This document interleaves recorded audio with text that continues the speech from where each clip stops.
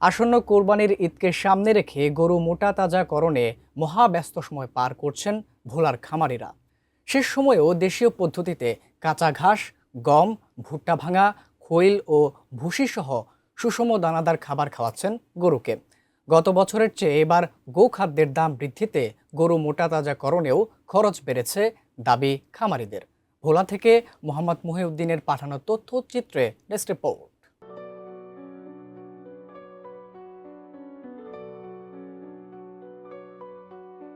কোরবানির ঈদকে সামনে রেখে গরু পরিচর্যায় ব্যস্ত ভোলার খামার মালিক ও শ্রমিকরা। কেউ ঘাস কেটে খাওয়াচ্ছেন, কেউ কাঁচা ঘাসের পাশাপাশি গম, ভুট্টা ভাঙা, খৈল ও ভুসি সহ সুষম দানাদার খাবার খাওয়াচ্ছেন গরুকে। আগেভাগেই গরু বিক্রি করাই এবার খামারিদের মূল লক্ষ্য। এজন্য দিন রাত গরুর পিছনেই সময় দিচ্ছেন তারা। ভোলার ৭ উপজেলার ছোট বড় খামারগুলোতে ৬৫,২৭১টি গরু কোরবানির হাটের জন্য মোটাতাজা করেছেন খামারিরা। এদের মধ্যে বেশিরভাগ খামারি দেশীয় পদ্ধতিতে মোটাতাজা করেছেন। এবারে দেশীয় পদ্ধতিতে মোটাতাজাকরণে বেশ খরচ বেড়েছে খামারিদের। গরুর দাম যদি ভালো না হয়, খাদ্যখানার দাম তো বেশি, সবকিছুর দামই বেশি, মানুষের দাম বেশি। অন্তত যদি সরকার নুন আমাদের দিছে শাসি দেখিয়া, আর আমরা যদি ঈদের কালে গরু বেশি আর যদি লাভবান হয়েছে না, সরকার নুন দিতে পারবো। যদি সরকার যদি বাইরের থেকে গরু নিয়ে আয়ে, তাহলে তো আমরা লস খেলে নুন দিতে পারবো না। তাহলে তো সরকার আমলে কাবজা করবো। আর যদি বাইরের গরু সরকার না আনে, আমরা দেশের গরু দেশে বেচছা সরকার নুন দিয়ে আমরা যদি নিটা নুন নিতে পারি, তাহলে তো আমরা লাভবান হবো, সরকারও লাভবান হইব। আমাদের দেশীয় খাবারের মাধ্যমে আমরা মোটা তাজা করার জন্য চেষ্টা করতেছি, বাট খাবারের দাম একটু বেশি। যদি আমরা এই কুরবানি ঈদে যদি ভালো একটা রেজাল্ট বা ভালো একটা দাম যদি পাই, তাহলে আমরা লাভবান হতে পারবো। মনে করেন উপরের দাম আছে 4 লক্ষ, 3.5 লাখ, 3 লাখ, 2.5 লাখ, নিচে 2.5 লাখ। এই মিলে 6 পিস গরু আমার কাছে এই কুরবানি বিক্রি করার আছে। যে কিনা টেনা সব মিলিয়ে মনে করেন আমার 10 লাখ টাকার মনে করেন এই পর্যন্ত খরচ গেছে। গত বছর থেকে এবার আমাদের গরুর খাদ্যের দাম অনেক বেড়ে গেছে।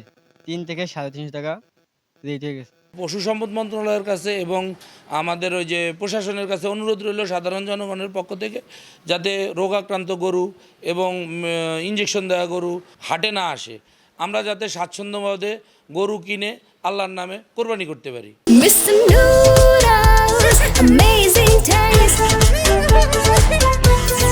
ভোলা প্রাণী সম্পদ কর্মকর্তা বলছেন, এবছরের চাহিদার চেয়ে বেশি পশু কোরবানির জন্য প্রস্তুত রয়েছে। কেউ অবৈধভাবে পশু মোটাতাজা করলে তাদের বিরুদ্ধে কঠোর ব্যবস্থা নেওয়া হবে বলেও জানান তিনি।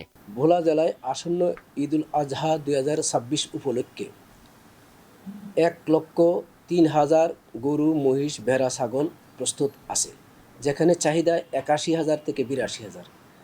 আমাদের উদ্বৃত্ত মানে অতিরিক্ত থাকবে 21,000-এর বেশি গরু, মহিষ, ভেড়া, ছাগল অতিরিক্ত থাকবে। এগুলো আমরা বাহিরে বিক্রয় করতে পারবো। খামারিদেরকে আমরা সার্বক্ষণিক পরামর্শ দিচ্ছি, তারা যেন খাদ্যের খরচ কমায়। আর খাদ্যের খরচ কমাবে কিভাবে? রাফেজ বেসড যদি খাদ্য খাওয়ায়, তাহলে খাদ্যের খরচ কমাতে পারবে। এই জন্য আমরা তাদেরকে ঘাস, সাইলেজ, হের জন্য উদ্বুদ্ধ করতেছি। এবং এই ঘাস, সাইলেজ, হের যদি খাওয়ানো হয়, মাংসের পরিমাণ বাড়বে, মাংসের গুণগত মান বৃদ্ধি পাবে এবং কেমিক্যাল ইফেক্ট থাকবে না। তাহলে তারা লাভবান হবে, খামারিরা লাভবান হবে।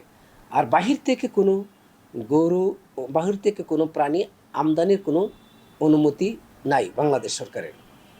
অতএব আমরা আশা করি যে খামারিরা লাভবান হবে।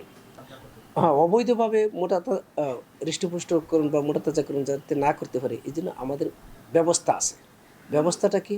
আমরা যদি বিশেষ যারা এই অবৈধ ব্যবহার করে তাদেরকে আমরা তাৎক্ষণিকভাবে ব্যবস্থা নিব।